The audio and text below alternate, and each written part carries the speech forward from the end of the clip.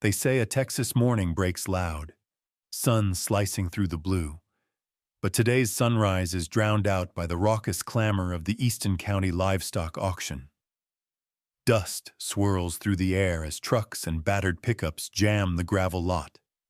Men in faded hats huddling around coffee, the air thick with the scent of hay and adrenaline. Inside the auction barn, the wooden benches groan under the weight of seasoned ranchers, sharp-eyed buyers, and gossiping locals who come less to bid and more to watch the show. Sarah Mitchell stands out like a drop of rain in a drought. Tall, lean, boots scuffed, hair pulled into a hasty ponytail. She's a veterinary nurse whose paycheck barely covers feed bills. The regulars know her as the horse girl, the one who takes in strays, patches wounds, and works miracles the big vets call foolish. Today, she grips her bitter's paddle with white-knuckled determination, her gaze fixed on the center ring. A battered stallion stands alone under the harsh lights. His coat, a rich reddish-brown beneath the scars, is streaked with mud and neglect. His eyes, wide, haunted, edged with defiance, dart nervously from the crowd to the exit. He shifts, as if expecting a blow, muscles trembling in anticipation of the next insult. The auctioneer barely bothers with a sales pitch. Lot 42, Maverick. Unbroken, unpredictable, maybe good for dog food. A ripple of laughter snakes through the crowd. Look at that sorry beast, someone jeers, voice carrying from the back. He's more trouble than he's worth. Another adds, bet he throws you before you get him in the trailer. The crowd howls, feeding off each other's cruelty. Sarah feels the sting of every word, her jaw clenching as she scans the faces, hardened, dismissive, eager for a spectacle. The bidding starts low, no hands rise. The auctioneer, sweating beneath his Stetson, shrugs and jokes. Come on, folks, ain't he pretty? He winks to a friend in the front row. The friend calls out, $10, just for the entertainment. Laughter again, rougher this time. Sarah's heart pounds. She sees past Maverick's scars, past the way he hangs his head in shame. She sees the spark in his eyes, the stubborn glimmer of an animal who has survived hell and still stands. She remembers nights spent in emergency barns, the shivering bodies, the ones no one wanted to save. She knows that look, the moment just before hope dies. A hush falls. Without warning, Sarah lifts her paddle. I'll take him, she says, her voice steady, clear as a church bell in the silence. Heads snap in her direction. The auctioneer blinks, surprised, then grins. Didn't catch that, Miss Mitchell. She doesn't flinch. I said, I'll take him. The crowd erupts in whispers. That's Sarah. She's crazy. Gonna waste her money. What does she see in that piece of junk? Even the auctioneer hesitates, searching her face for a punchline. Finding none, he shrugs. Sold to the lady in the blue jacket. Good luck, darling. As Sarah steps forward to claim Maverick, something shifts. The horse lifts his head, eyes locking with hers. For a split second, the chaos of the barn fades. The jeers, the snickers, the echoing judgment. There's only the two of them, a battered woman and a battered horse, both marked by scars no one else cares to count. But hope, faint, fragile, flickers in Maverick's gaze. Not trust, not yet, but a question. Why? Sarah reaches for his lead rope. Maverick flinches, but doesn't bolt. She moves slow, murmuring quietly, voice low and steady. It's all right, boy. I got you. Around them, the crowd begins to disperse, losing interest in the woman with too much heart and not enough sense. Outside, as she coaxes Maverick into her old trailer, a group of ranchers cluster by the fence. One spits a wad of tobacco and sneers, "That horse is a lost cause, Sarah. You'll regret it." Another, kinder voice, A wrinkled woman who's watched Sarah since she was a child calls, "You got guts, girl. But sometimes, all the love in the world can't fix what's broke." Sarah doesn't answer. She knows the odds, knows the stories, the ones where the outcast gets one last chance and nobody believes. She slides into her truck, glancing at Maverick in the rearview mirror. His sides heave, eyes wild, but there's no fight left in him, only fear, and the tiniest sliver of something more. As the auction fades in the distance, Sarah's phone buzzes, a text from her landlord, another late payment warning. She ignores it. The only thing that matters is the battered horse behind her, and the promise she made without saying a word, that this time nobody gets thrown away. Back at the auction ring, whispers linger. Why would anyone waste good money on a broken horse? What secret did Sarah see in him that everyone else missed? The question hangs in the dusty air, unanswered, as Maverick rides toward his uncertain future, and Sarah toward hers, hearts battered but not yet broken. A warm drizzle pattered against the dusty windshield as Sarah pulled into her driveway.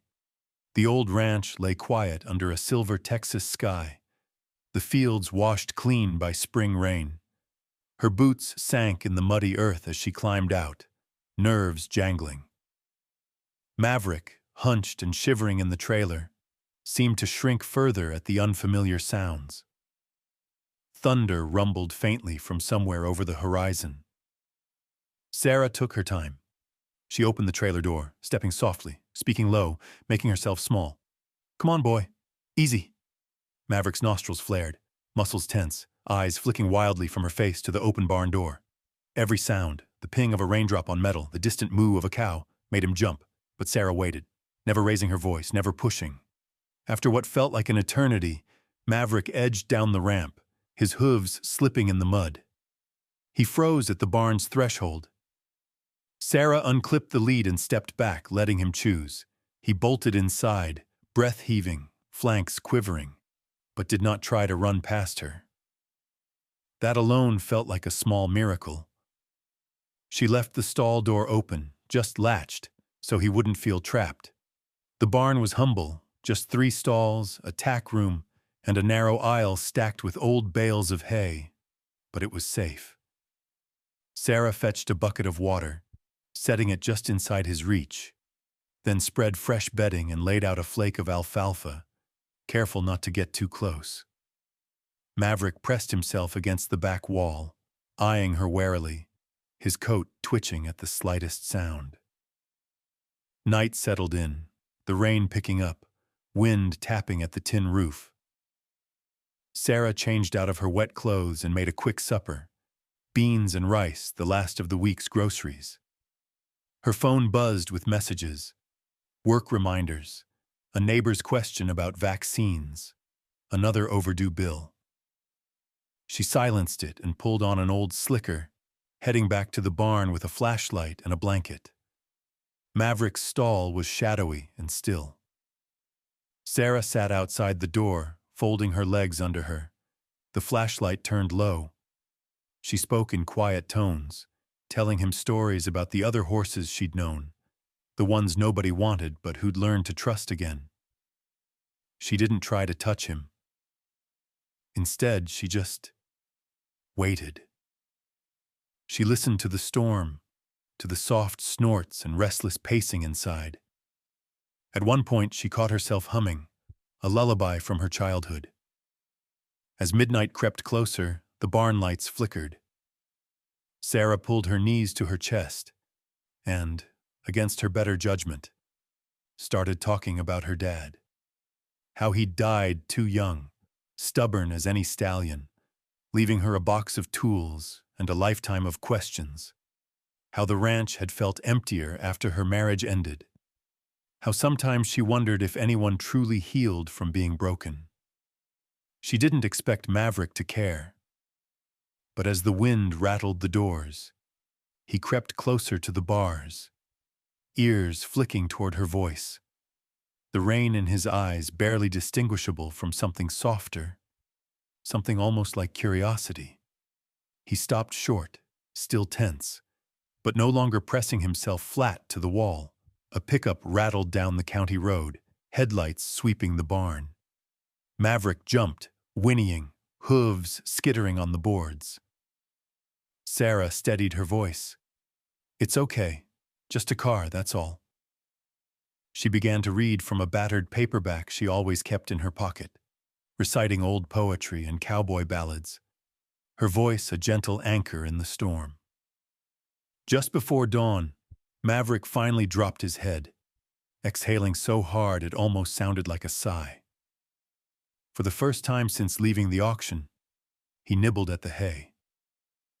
Sarah grinned, blinking away tears, exhaustion finally overtaking her. She pulled the blanket tight and dozed against the wall, content to simply be near him. Her neighbor, Eddie, passed by as the sun rose, raincoat buttoned tight. He slowed, eyeing the stallion with open disdain. "Sarah, you sure you know what you're doing? That one's cursed. Heard he broke a man's arm last year. He'll never be right."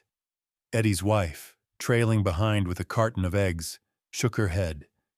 "You got too much heart for your own good, honey." Sarah straightened. "He's just scared, that's all. Scared animals do desperate things." She kept her tone even, refusing to rise to the bait. Eddie spat in the mud. "I'd keep him locked up tight if I were you. Some things can't be fixed." The neighbors walked off, shaking their heads, their doubts trailing after them like barn dust. Sarah closed her eyes for a moment, letting the sting fade. She turned back to Maverick, who watched her with something new, a tentative awareness, an echo of trust. That afternoon, Sarah inspected Maverick's wounds. She moved slow, letting him smell her hands, waiting for the shudders to ease.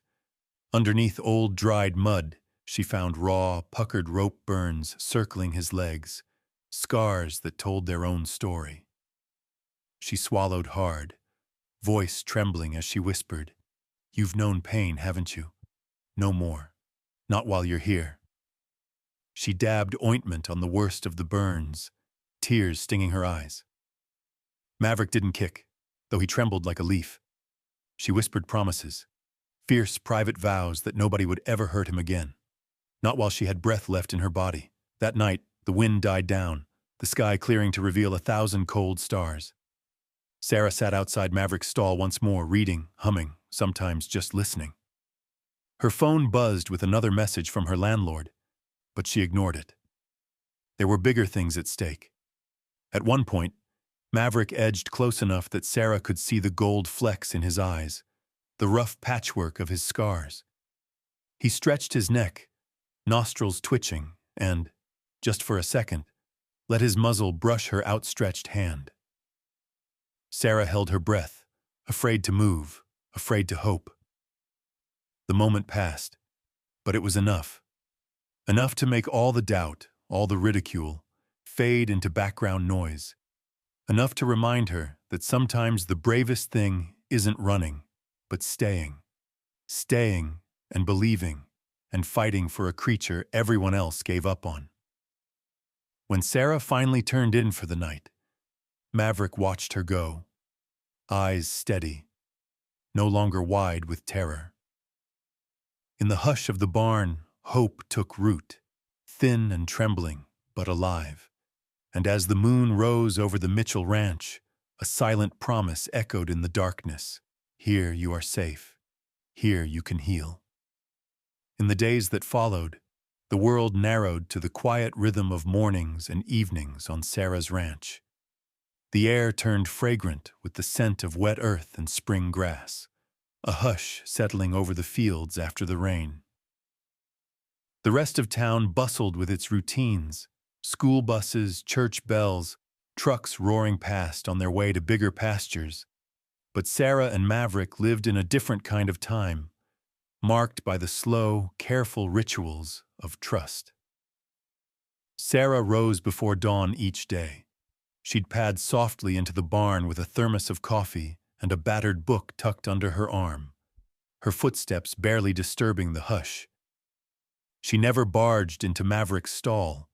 Instead, she'd slide open the top half of the door, leaning on the weathered wood, and simply be. Sometimes she spoke. Often, she just watched the way sunlight spilled over Maverick's back, catching on the deep lines of old scars.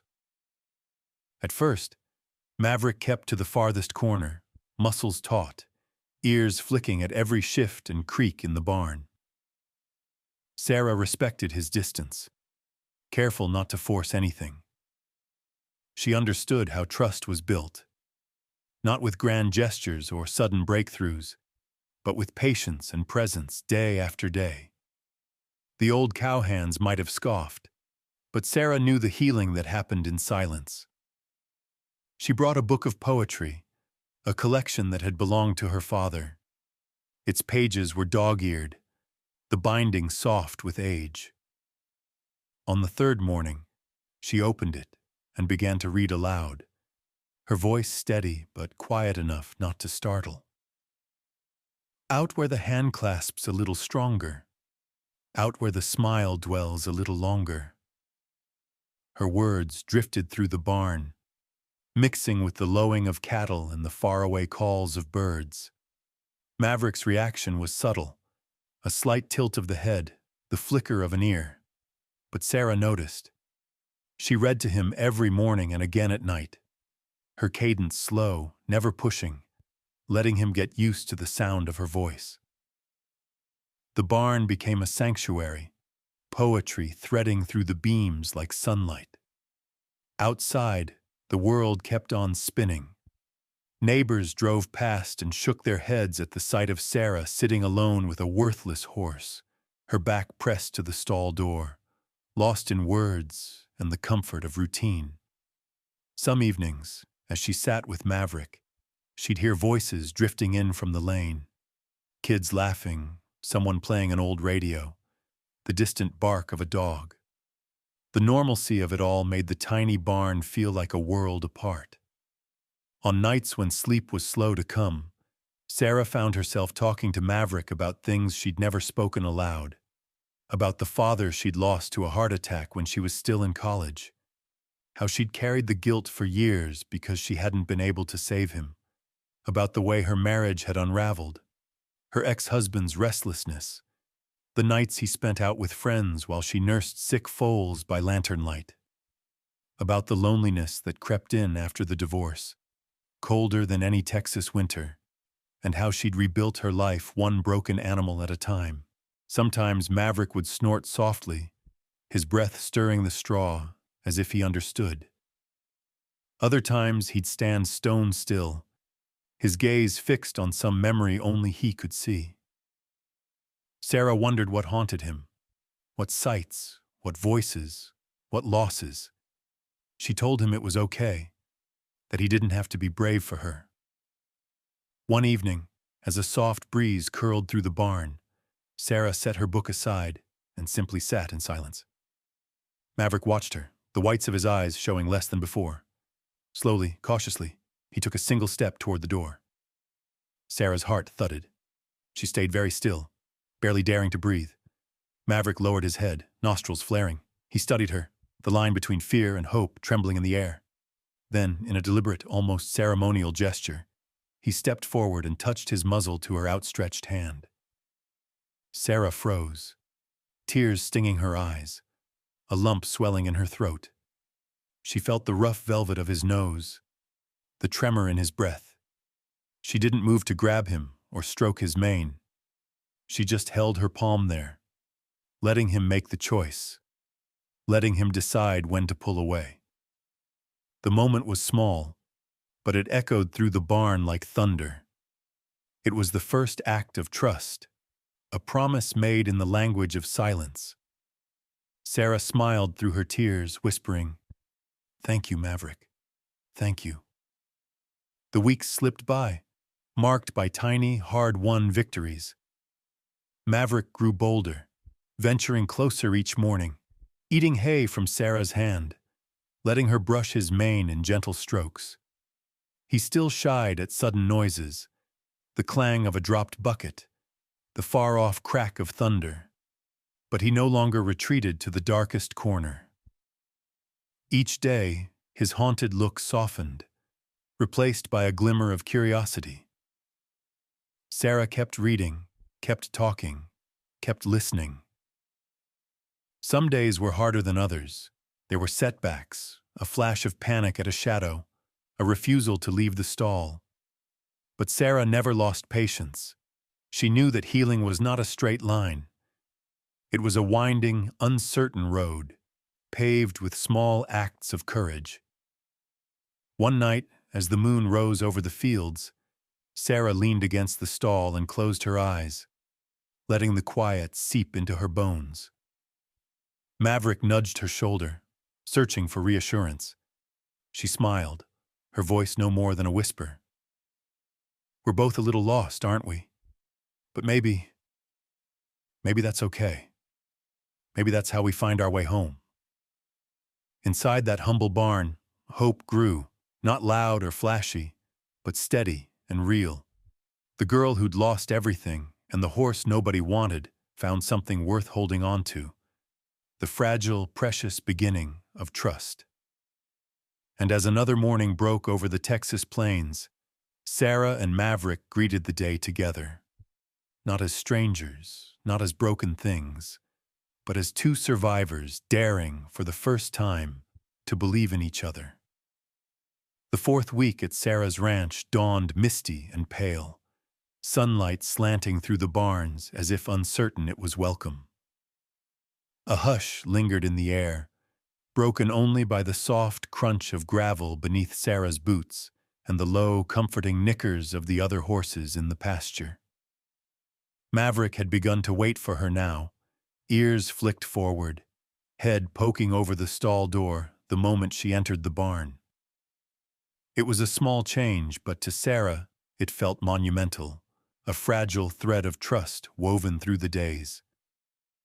Today, she decided, would be the day she tried brushing him for the first time. The thought made her hands tremble as she gathered her tools, a soft curry comb, a stiff brush, and her father's old leather halter, cracked and worn but still sturdy. She approached Maverick slowly, humming under her breath, the familiar song working as much to calm her own nerves as his. The barn was warm with the smell of hay and dust and the distant scent of rain-soaked earth. "Easy, boy," she murmured, slipping into his stall with deliberate care. Maverick tensed but didn't shy away, watching her with those deep, intelligent eyes that always seemed to be measuring her soul. Sarah kept her movements slow, speaking to him the whole time, hands never reaching too quickly. She let him sniff the brush, waited for his nervous snort, then offered her open palm. His shoulder quivered beneath her first touch, a quick, light brush across the reddest of his scars. Maverick didn't bolt. He didn't lash out. He only stood very, very still, breathing fast, the whites of his eyes showing for just a moment before he closed them. Sarah's heart ached at the sight. She whispered nonsense, old cowboy songs, anything to keep herself steady. She worked methodically, pausing whenever he twitched, sometimes stopping completely to let him calm. When she reached his neck, Maverick shivered, but he did not pull away. The curry comb slipped gently through his tangled mane. With every stroke, Sarah felt her own fears ease. Fears about failing him, about her own worth, about whether she was enough to heal a creature so deeply wounded. By the time she finished, Maverick was damp with sweat, but he had not moved from her touch. When Sarah stepped back, her cheeks were wet. She wiped her face quickly, laughing quietly at herself. "Small victories, huh, big guy?" Her friend Ben arrived that afternoon, boots caked in mud, ball cap pulled low over his eyes. He leaned against the stall door, arms folded, skeptical as always, but softer than the ranchers at the auction. "You know," he started, "I've seen horses worse off than this one never come around." Sometimes they just don't. His words weren't meant to wound, but Sarah felt their weight anyway. Doubt pressed at her from all sides. Whispers from the neighbors, warnings from other trainers, the sharp edge of her own memories. She was afraid, deeply afraid, that Ben might be right. Maybe, she said, refusing to look away from Maverick. But I have to try. Ben studied Maverick, his brow furrowing. He looks better, a little less wild. You ever notice how he freezes up whenever there's a loud noise, like that thunder last night? Sarah nodded, recalling how Maverick had pressed himself flat against the wall, breath coming in ragged bursts, panic plain in every muscle. She'd stayed with him for hours, just reading, just existing, until the storm passed. Now, she realized that Maverick's flinches and tremors weren't random. They were memories, the ghostly echoes of cruelty long past. That night, Sarah started keeping notes. She wrote down every time Maverick startled, every new sound that made him shy, every hesitation that seemed to root him to the spot. She mapped out a pattern: loud engines, sudden shouting, anything that echoed in the tin-roofed barn. Rope, especially, made him freeze. She wondered how many times someone had roped him hard, yanked him off his feet, taught him pain until it was all he understood. The realization shook her. She sat on the porch, the night air cool on her skin, and let herself feel the grief. Healing, she realized, wasn't just about patience and routine. It was about facing the darkness, even when it pressed close and whispered that she'd never be enough.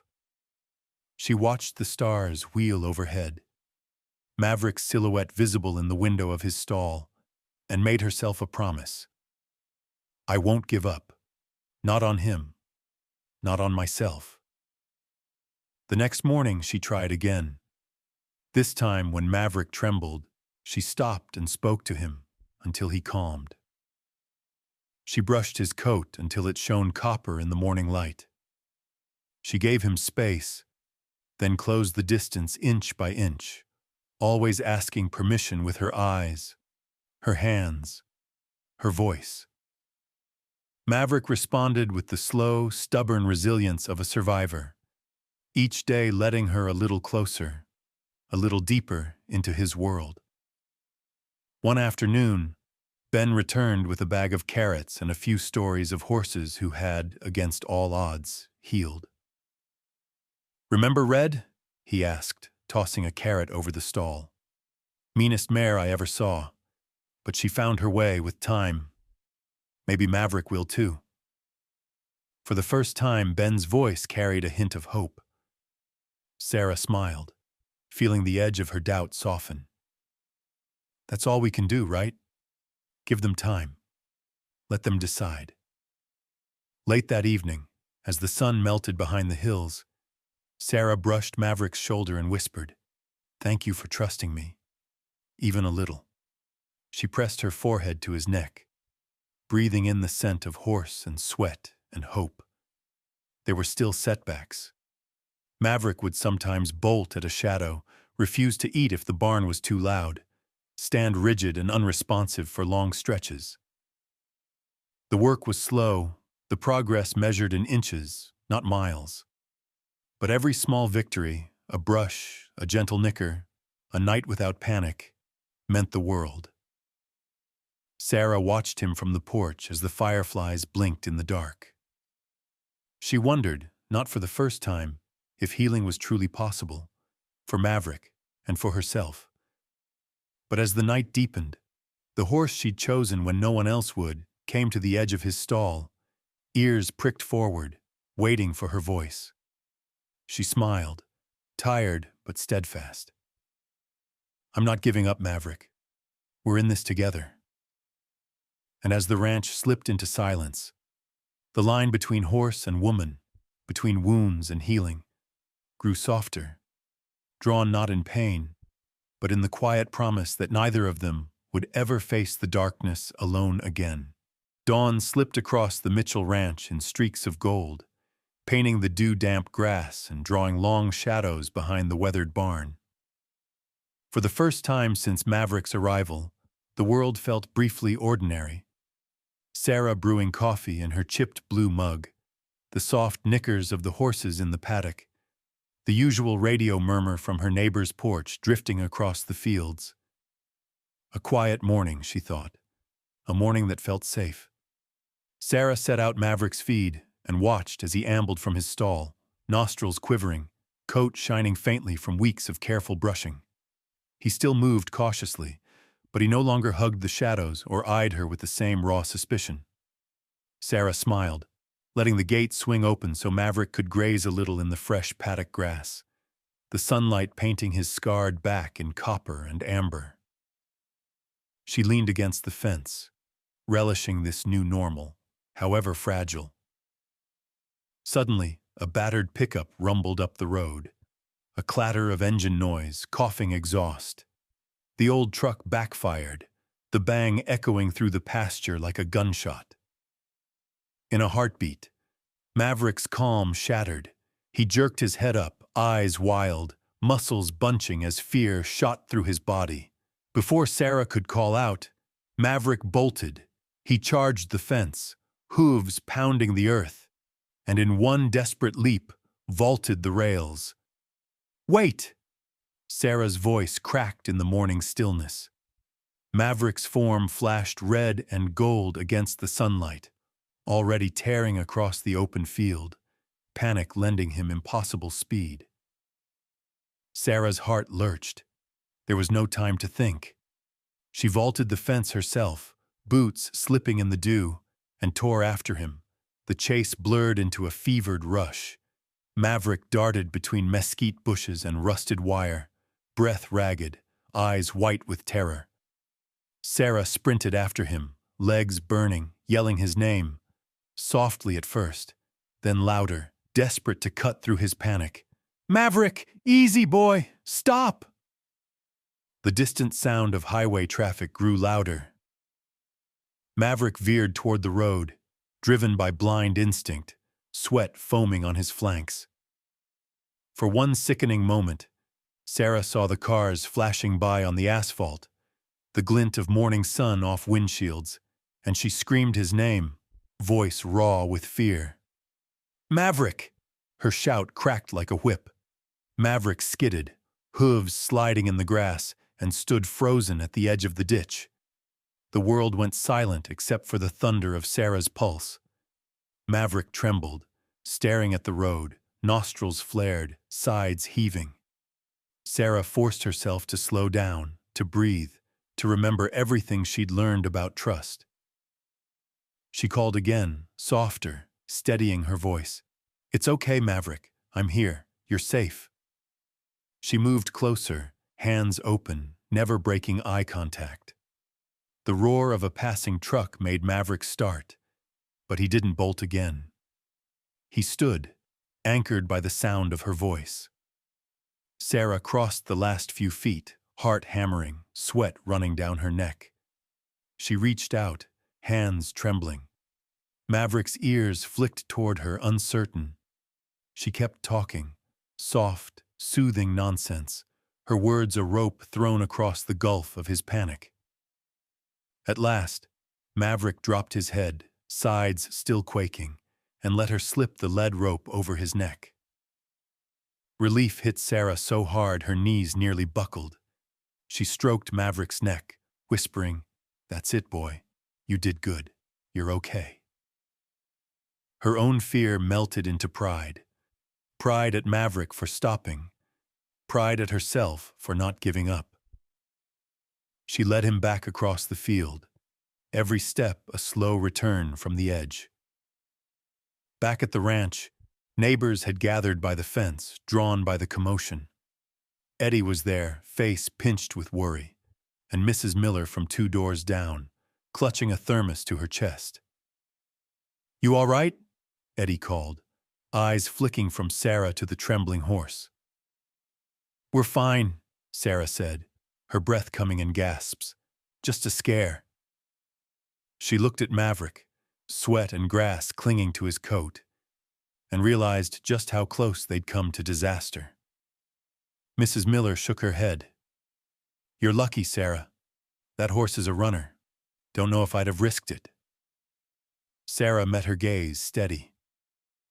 "He's not just a runner. He's scared. There's a difference." She led Maverick back to the paddock, rubbing his neck, speaking softly all the while. That night, Sarah sat outside Maverick's stall as dusk settled over the ranch.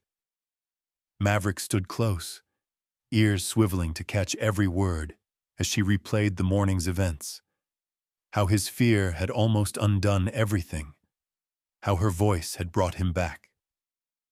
She spoke quietly, not just to Maverick, but to herself, admitting her terror, her doubts, her relentless hope.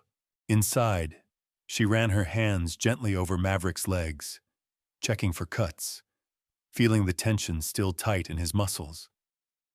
She cleaned his wounds, murmuring encouragement, letting him lean against her if he needed to. When she finished, Maverick nudged her shoulder, his breath warm on her neck, a gesture so tentative and trusting that Sarah's heart nearly broke all over again. In the glow of the barn lights, Maverick lowered his head and stood quietly while Sarah brushed the last of the grass from his back. He flinched at a distant bang, a car door slamming somewhere down the lane, but he didn't pull away. Instead, he watched her, his eyes steadier than before, as if remembering the sound of her voice calling him home. Sarah smiled, exhaustion bone-deep but sweet. She realized that this day, terrifying as it had been, marked a turning point. Maverick had bolted, yes, but he'd stopped for her. He'd listened. He'd let her bring him back from the brink. It was a fragile trust, but it was real, a bridge built over fear. That night, Sarah texted Ben a single sentence. "He came back to me." Ben replied with a simple thumbs up, but Sarah knew he understood. Small victories, she thought, the kind that change everything. Before she went to bed, Sarah stood outside Maverick's stall, watching him breathe in the darkness. She spoke softly, her voice filled with gratitude and a quiet promise. "We're in this together, Maverick. I won't let you go." And as the ranch slipped into silence, Maverick lifted his head, meeting her gaze with something like hope, something like faith, a silent agreement that whatever tomorrow brought, neither of them would ever run alone again. The next morning broke crisp and bright, sunlight glinting off dew-speckled grass, but Sarah carried a heaviness in her chest that wouldn't lift. She replayed yesterday's chase in her mind again and again. Maverick's wild run, the way he'd stopped for her, the trust trembling on the knife's edge between fear and faith. She knew she'd come close to losing him, and though their bond had grown, the terror she'd seen in his eyes made her realize there were shadows in Maverick's past she still didn't understand. That day, Sarah couldn't shake the need for answers. After finishing chores and checking on Maverick, who now greeted her with a soft nicker and let her rub his nose, she sat at the kitchen table with a mug of cold coffee and a stack of old auction paperwork. The records from the Easton County auction were a jumble of scribbled notes and faded receipts, but Sarah dug through every page, searching for a thread that might lead her to the root of Maverick's scars. It took hours. Outside, the sun climbed high, painting the fields in gold, while Sarah made call after call, piecing together the horse's past. At last, a name emerged from the paperwork. A former owner listed on an old bill of sale, Harold King. The name rang a faint bell. Sarah remembered the rumors, stories whispered at horse shows and local fairs about a man who pushed his animals to the edge, then walked away when they broke. Her stomach clenched. Still, she couldn't ignore the pull of the truth. Maverick deserved more than mystery and guesswork. He deserved closure. And maybe in understanding his story, Sarah could finally help him heal. She called Ben. "I need a favor," she said. "Can you cover the ranch for a couple hours?" Ben hesitated, then agreed. "Just be careful, Sarah. Some folks don't like visitors poking around in old wounds." Sarah drove out of town, the road winding between pastures and fading barns. Harold King lived in a battered double-wide at the edge of a weed-choked lot. The place smelled of dust, oil, and lost time. An old dog barked from beneath the porch as Sarah parked and walked up, boots crunching on gravel. She knocked. After a long moment, the door swung open, revealing a man with gray hair, sun-leathered skin, and hard, watchful eyes. He sized Sarah up in a heartbeat, mouth set in a flat line. "Can I help you?" His voice was rough as sandpaper. Sarah stood her ground. "My name's Sarah Mitchell. I bought a horse at the Easton County auction, a stallion named Maverick. You're listed as his former owner." Harold's gaze sharpened at the name, then slid away. "Don't remember every horse I sold, miss," Sarah pressed on. "He's got old rope burns, scars, a haunted look. I think he's been through a lot." She didn't say what she was really thinking, that Maverick had been broken, not just in body, but in spirit. Harold's face twitched, almost a flinch, but he covered it with a shrug. "That horse was trouble from day one. Strong, stubborn, hard to train. You do what you can, but some just ain't cut out for it." Sarah's jaw tightened. She remembered the way Maverick froze at rope, how he bolted at loud noises. "You were training him for something, weren't you? Was he a racer?" Harold nodded, gruff. "Endurance. He could run all day, at least until he couldn't." His gaze drifted to a row of faded ribbons on a shelf inside. "I pushed him hard, maybe too hard. But you gotta see these animals as tools, miss. You use them till they're done. That's ranching." The words scraped at Sarah's nerves. He's not a tool. He's got a mind, a heart. He remembers everything. She caught the flicker of remorse in Harold's eyes, a glimmer quickly masked by pride or habit. Harold shifted his weight. "I didn't hurt him for fun. It was business.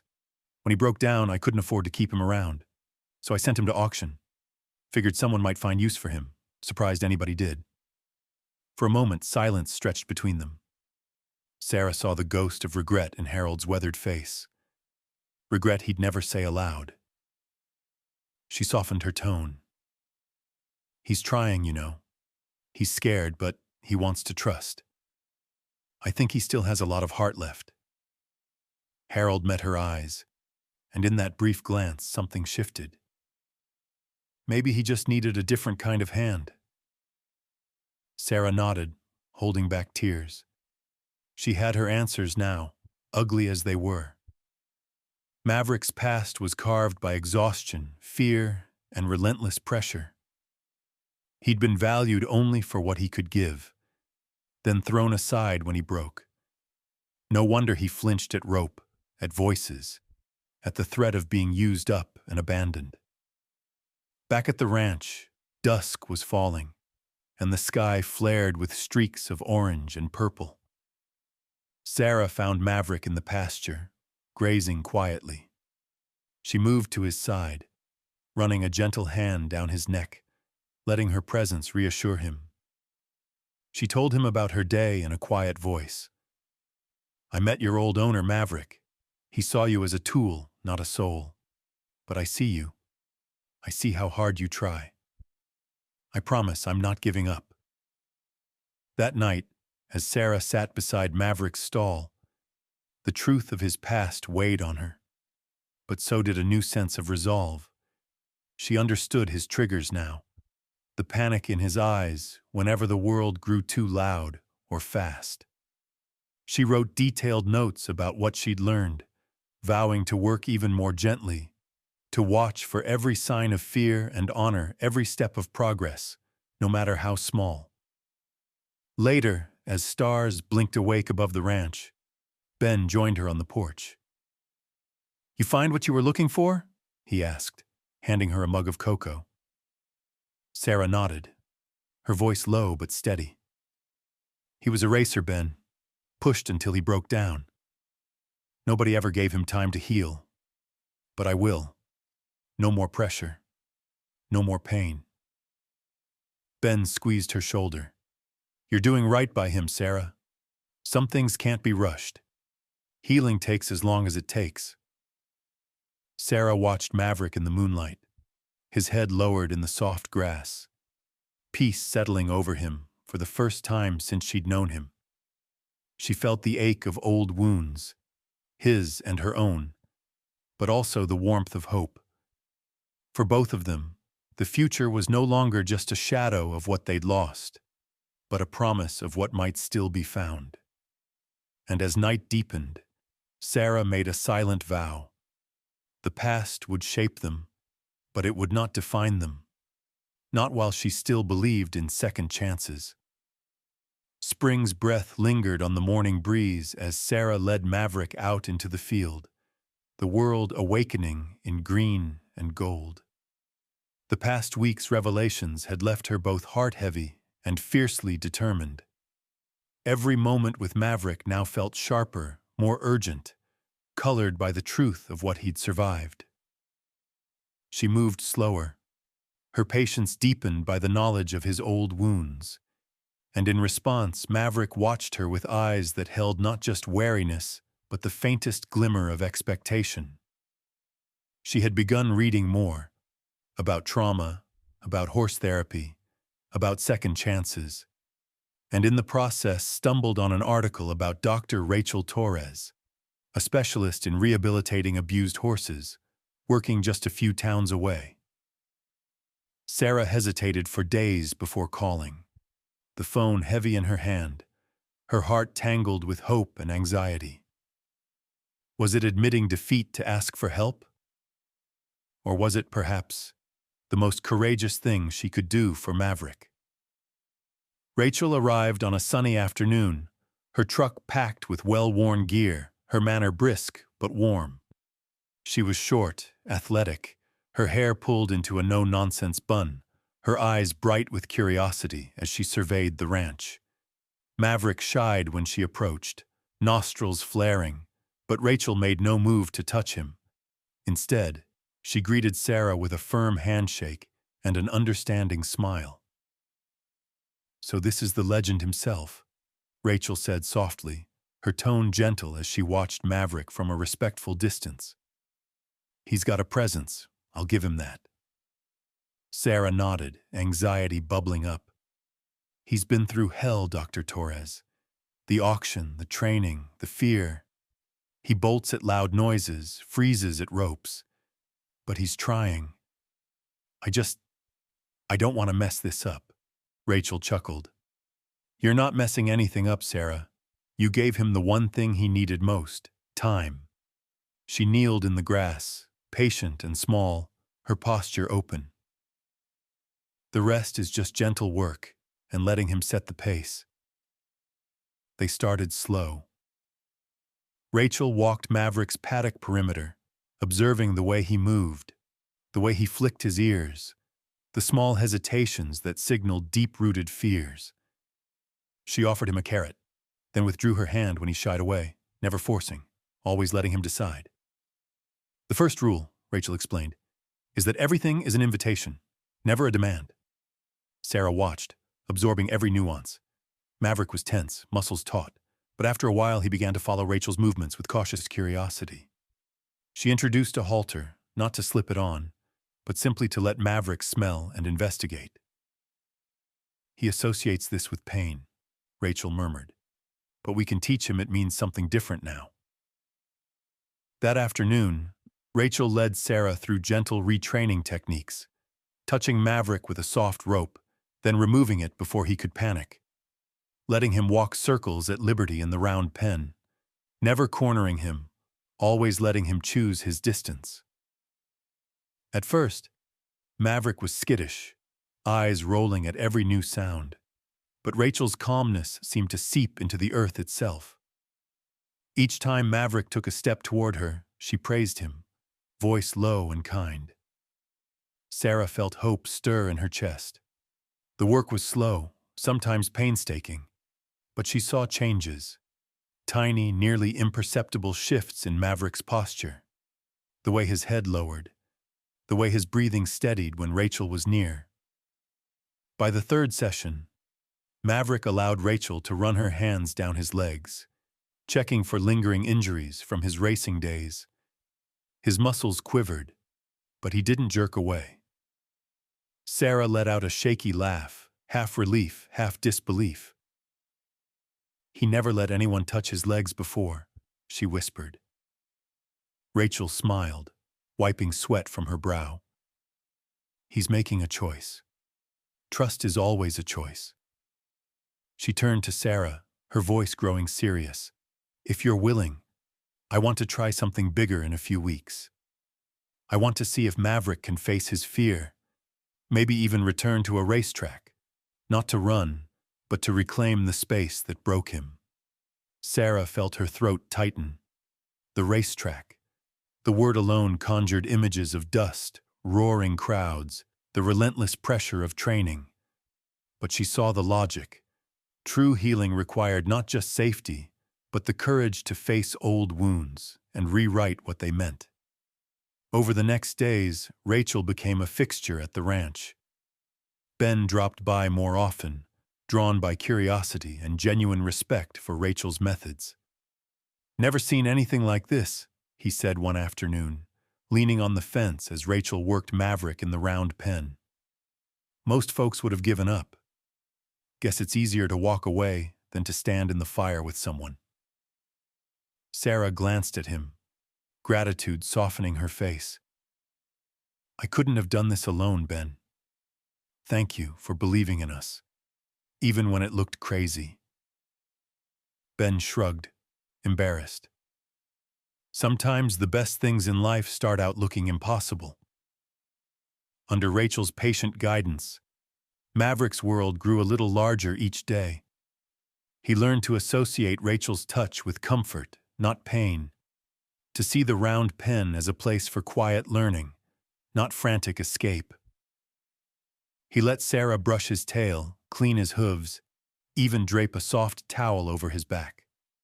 There were still setbacks. Loud engines on the road sent him skittering. The sight of a lasso still made him tense. But each time he recovered more quickly, his confidence growing bit by bit. One evening, as the sun slipped behind the hills, Rachel gathered Sarah and Ben by the paddock. "He's ready," she said quietly. "Not for racing, not yet, but for the next step. Sarah, I think you can walk him at the track. Just a walk, just to show him it's not a place of fear anymore." Sarah nodded, heart pounding with a mix of dread and anticipation. She looked at Maverick, grazing in the fading light, and saw not the broken, haunted stallion from the auction, but a survivor, one who had learned, at last, to trust. That night, Sarah lay awake, replaying Rachel's words and her own memories of the past months. She felt pride, yes, but also a deep, aching hope, the hope that the worst was behind them, and that Maverick's story, like hers, was only just beginning to unfold. As the ranch settled into darkness, Sarah whispered her nightly promise into the quiet Maverick's stall just a few feet away. "We'll do this together, no matter how long it takes. I'll be with you every step." And for the first time since Maverick had come into her life, Sarah truly believed it. A month passed in a blur of small, patient victories. Under Rachel's guidance, Maverick learned to walk calmly in and out of the round pen. He let Sarah touch him everywhere, even accepting her steady hand along the old rope scars on his legs. The once wild panic in his eyes was now just a wary flicker. Sarah knew they still had a long way to go, but there was trust now. living, breathing, fragile but real. On a cool Saturday morning, the three of them stood by Sarah's battered pickup. Sarah, Ben, and Rachel, each silently turning over their own doubts. Sarah's hands shook a little as she buckled Maverick's halter, but she masked it with determination. Rachel gave her a look that said, "I believe in you," and Ben handed her a thermos of coffee, his eyes full of encouragement. Sarah had avoided racetracks for years, but now, for Maverick's sake, she forced herself to face that old fear. The local track wasn't far, a sleepy oval of faded red dirt, white rails chipped and battered, the grandstands empty except for a lone groundskeeper sweeping up the dust. The place looked nothing like the crowded, thunderous venues of Maverick's past, but Sarah felt the memories rising in her chest the second they parked by the gate. Maverick stepped off the trailer with his head high, muscles tense. His ears flicked back and forth, catching every distant sound. The grind of a lawnmower, the caw of a lone crow. He shied at the snap of a plastic flag but didn't bolt. Sarah stood by his side, one hand on his neck, murmuring quietly. Ben held the gate open, Rachel giving gentle instructions from just behind. "All you need to do is walk him through the entrance," Rachel said softly. "Let him look, let him smell. You're not here to make him run, Sarah. You're here to remind him that he's safe." Sarah nodded, her own heart pounding. She felt Maverick's tension through the rope, a live wire buzzing between them. Step by cautious step, she led him toward the track. The sun flashed off the rails, and for a moment, Maverick stopped cold, legs locked, eyes wide. He trembled. So did Sarah. She breathed in, slow and deep, and started speaking in the low, soothing tones she'd practiced for months. "You're okay, boy.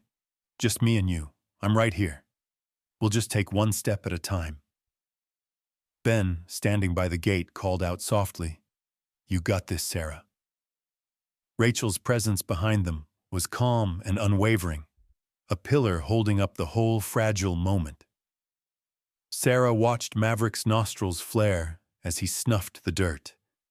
She kept her grip on the lead rope gentle but firm. A breeze rattled the empty bleachers, and Maverick jumped, but didn't run. Sarah's heart soared at the small victory. When they reached the starting gate, Maverick froze, neck rigid, memories sparking in his eyes. Sarah saw it all.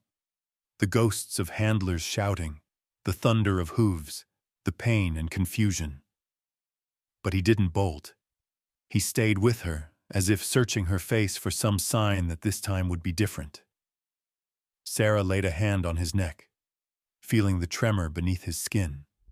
She leaned in, voice barely above a whisper.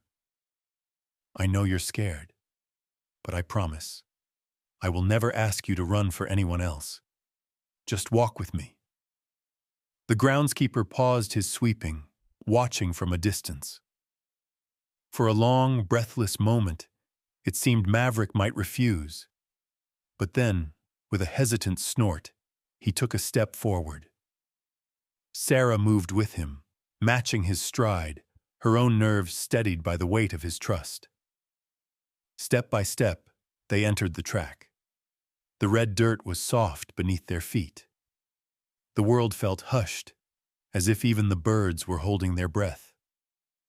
Rachel followed a few paces behind, murmuring encouragement. Ben clapped softly from the sidelines, pride evident on his face. Maverick's head rose, ears forward, eyes scanning the empty stands. He tensed again at a distant shout, a kid's voice from the parking lot, but Sarah held steady, talking to him, hands gentle and sure. "It's just noise, Maverick. Nothing here can hurt you." After a minute, Maverick's stride relaxed. His neck lowered, his breathing slowed.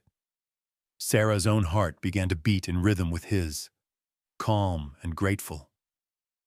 They walked halfway around the track, Sarah talking quietly all the while, Rachel and Ben forming a protective circle. Then, as they reached the far turn, Maverick hesitated. For an instant, old panic flashed in his eyes, a memory of being driven too hard, of pain, of exhaustion. Sarah stopped with him, never pulling. She waited, breathing with him, letting the moment settle. She felt his anxiety, honored it, and let him decide. Maverick looked at Sarah. Something unspoken passed between them, a question, and then an answer. He took a breath and started walking again, this time with more confidence. The tension in the air eased. Sarah felt tears stinging her eyes, tears of pride, of relief, of awe at this simple, enormous act of bravery. At the home stretch, Sarah glanced up and saw an old man watching from behind the fence. Harold King, Maverick's former owner. He stood with his arms crossed, face unreadable, eyes fixed on the pair. For a moment, Sarah's stomach tightened, afraid Harold might shout or scoff. But he just watched, silent and still. She wondered if he felt regret, or if he was simply stunned by the sight of Maverick, whole and unbroken, returning to the place that once shattered him. As they reached the finish line, Maverick stopped and turned to face Sarah. He lowered his head and nudged her shoulder, a gesture so gentle and full of trust that Sarah couldn't hold back her tears any longer. She hugged his neck, whispering, "You did it, boy. You faced your fear. I'm so proud of you."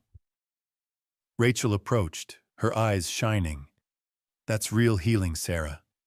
Not running from fear, but meeting it. With someone who believes in you." Ben grinned, slapping Sarah on the back.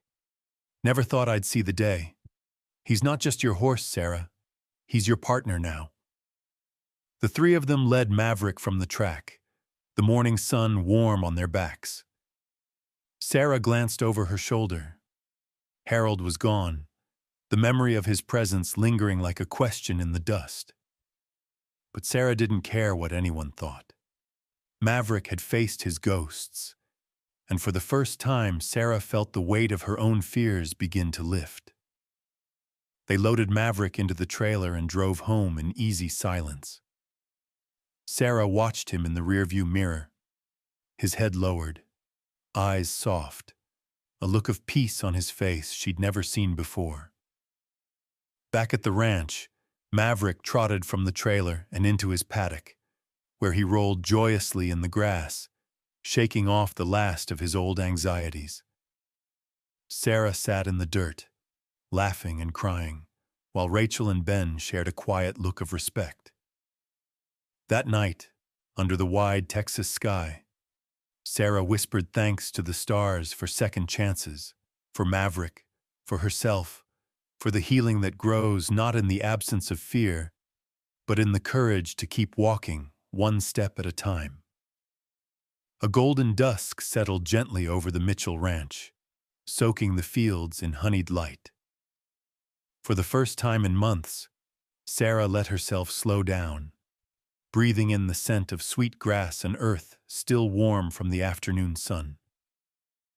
Maverick grazed quietly by the pond, his chestnut coat glowing, his movements unhurried, each step the silent testimony of battles fought and survived. It struck Sarah that their world had grown larger, and somehow, so had she. Rachel and Ben joined her near the old wooden fence, the three of them watching Maverick in comfortable silence. The days since the racetrack had slipped by in a gentle blur. No wild setbacks, no panic, just steady progress. One ordinary miracle at a time.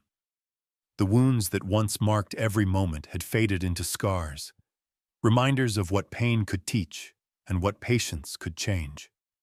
Rachel broke the silence first, her voice soft, more thoughtful than usual. "You know, Sarah, horses like Maverick don't just heal. They teach us how to heal ourselves. It's not about forgetting what hurt us. It's about finding the courage to live anyway, scars and all." Sarah nodded, blinking back tears. "I guess I needed him as much as he needed me." She hesitated, choosing her words carefully. "There were days I wanted to quit. Not just with Maverick, sometimes with everything. I felt like I was always starting over, always behind, always proving something. But then I'd see him try, even when he was terrified. And I thought, if he can keep believing, maybe so can I. Ben grinned, leaning against the fence post. You always were the stubborn one, Sarah. You and that horse. Two of a kind. They laughed together, the tension of old struggles finally melting away. The ranch glowed under the setting sun, shadows long and soft, peace threaded through every blade of grass. Sarah looked at her friends, Rachel, who'd brought science and gentle wisdom, and Ben, who'd quietly shown up when she needed it most. I couldn't have done this without you two. Healing's never a solo job, is it? Rachel shook her head, her smile tender. It takes a village, even for one horse. Their conversation drifted to memories of the last few months, the early days of doubt, the setbacks, the lessons learned in failure as much as in triumph. Sarah shared how her biggest fear wasn't that Maverick would never trust her, but that she would fail him the way others had before. I was afraid to hope, she admitted quietly. Afraid that if I really believed in a happy ending, I'd lose it all over again. Rachel put a hand on Sarah's shoulder. That's what makes you strong, not weak. Compassion isn't just a feeling. It's a choice you make over and over, especially when it hurts. The words echoed between them, a lesson forged in pain and patience. Redemption, Sarah realized, wasn't a single act or miracle. It was a long, winding road, walked in small steps, sometimes forward, sometimes back, always together. She remembered every night she'd sat outside Maverick's stall, every morning she'd started again, refusing to turn away from his fear or her own. As the sun dipped below the horizon, neighbors began to trickle into the ranch. Word of Maverick's progress had spread through town. Some came to see the miracle horse, others out of simple curiosity. A few brought their children, hoping to catch a glimpse of the animal who'd inspired so much hope.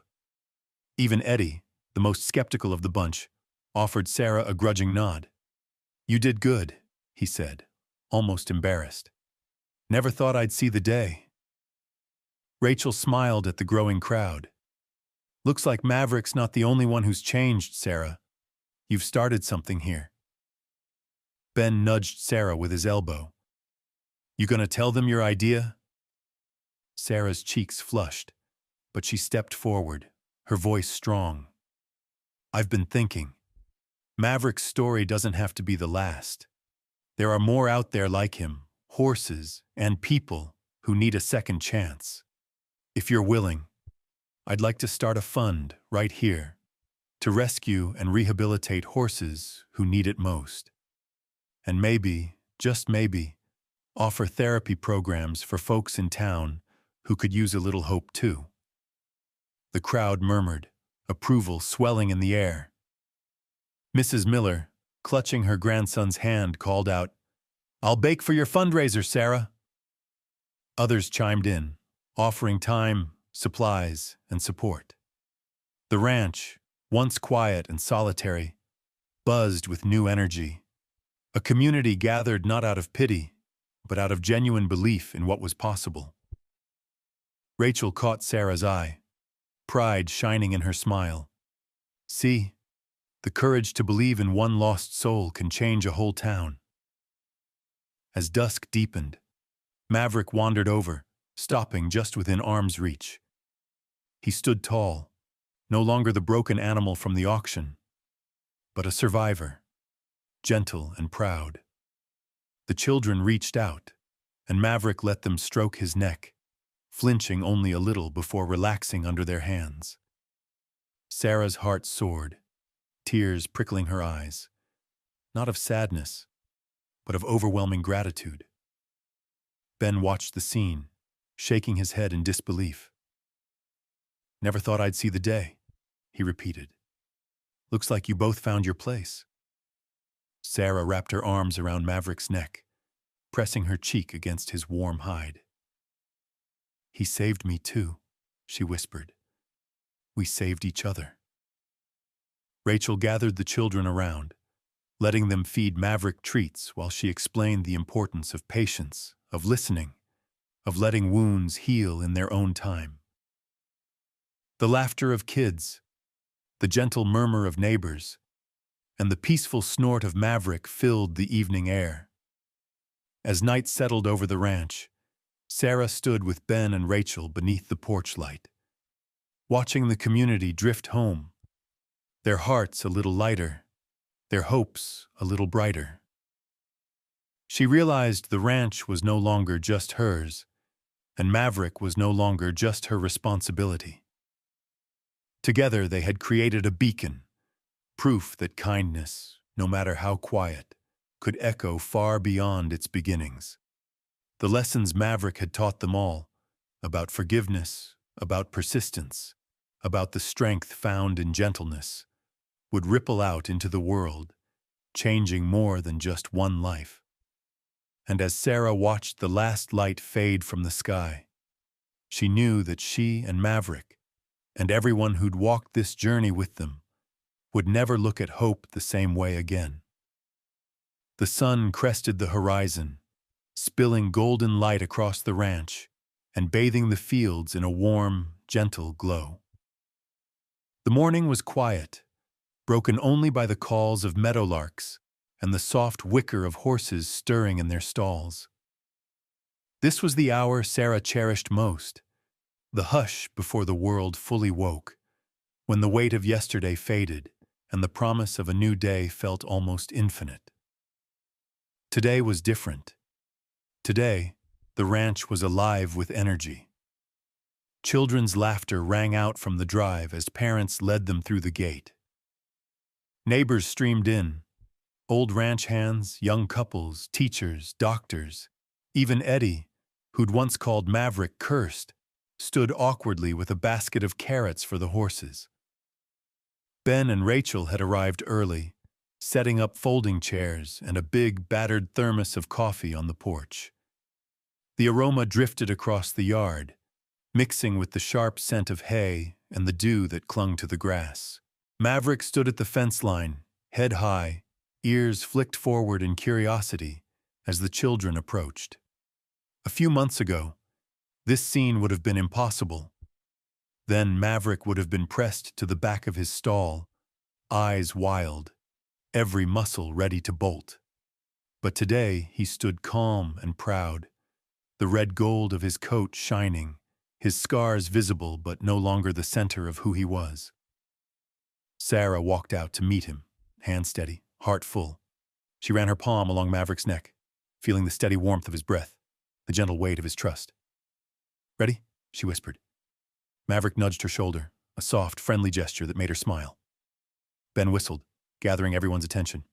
"All right, folks, if the kids want to meet Maverick, line up by the fence. One at a time, just like we talked about." Sarah watched as the children approached. The first was a little girl with braids and a faded denim jacket. She stretched out her hand, tentative, and Maverick lowered his head, letting her fingers brush his muzzle. The girl's face lit up in awe. "He's so soft," she squealed, her friends gathering close behind. Sarah knelt beside them, introducing Maverick and answering questions. "He was once afraid of people," she explained, "but with patience and kindness, he learned to trust again. Just like any of us." The children listened, some wide-eyed, some already dreaming of adventures with their own horses someday. Across the yard, Rachel spoke with a group of parents, describing the new therapy programs Sarah hoped to offer. Programs for anxious kids, struggling veterans, anyone who needed a space to heal. "Maverick taught us that healing takes time," Rachel said. "But with community, anything is possible." Sarah turned to see Eddie lingering by the coffee table. He shuffled his feet, cleared his throat, and finally handed her the basket of carrots. "Thought he might like these," he mumbled, unable to meet her eyes. Sarah grinned, accepting the gift. Thank you, Eddie. You're always welcome here. For a moment, Eddie just nodded, but his eyes were softer than Sarah had ever seen. The crowd drifted through the pastures as the sun climbed higher. Ben and a few teenagers helped muck stalls and refill water troughs. Parents chatted under the old oak tree.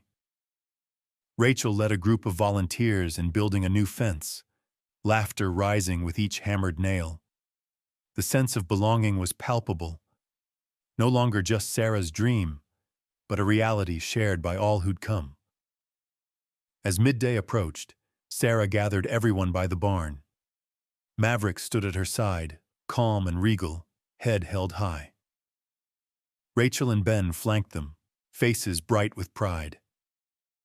Sarah took a deep breath, then spoke to the crowd, her voice clear and unwavering. I want to thank you all for being here.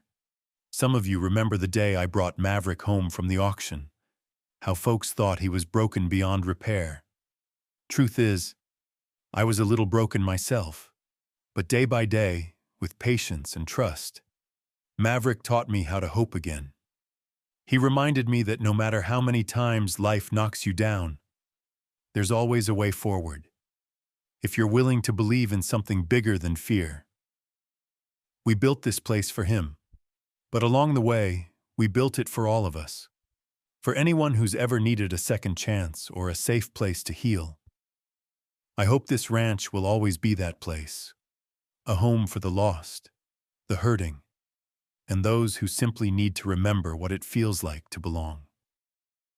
She looked around, at the children's faces, the tired hands of neighbors, the hopeful smiles of newcomers, and felt the truth settle deep in her chest. This, she thought, is what it means to start again. Rachel stepped forward. If you ever find yourself doubting, she said, just remember Maverick.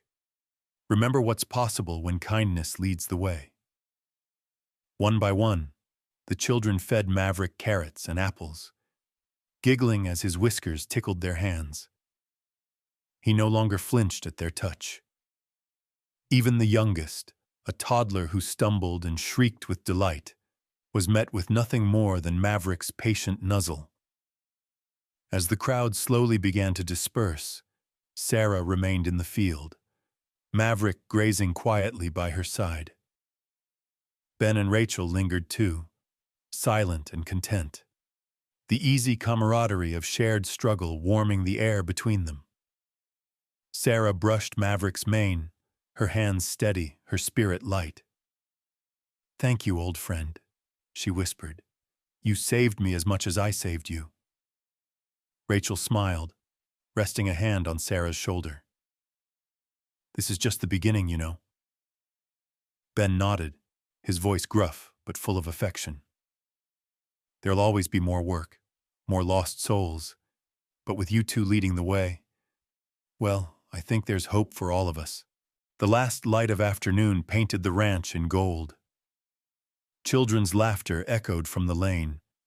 Volunteers promised to return, and Maverick lifted his head, surveying his world, a world where he was no longer an outcast, but a symbol of healing and possibility. As the sun set, Sarah called the children and visitors together for one last message, her heart full of gratitude and purpose. If you ever see someone lost or hurting, human or animal, don't turn away. Your kindness could be the miracle they need. Thank you for believing in us and in what we're building here. If Maverick's story touched you, please like and follow our channel and share this hope with someone who needs it. The closing image, Maverick and Sarah standing side by side in the golden field, surrounded by friends, laughter, and the light of a new beginning, a testament to the power of patience, love, and a community that refused to give up.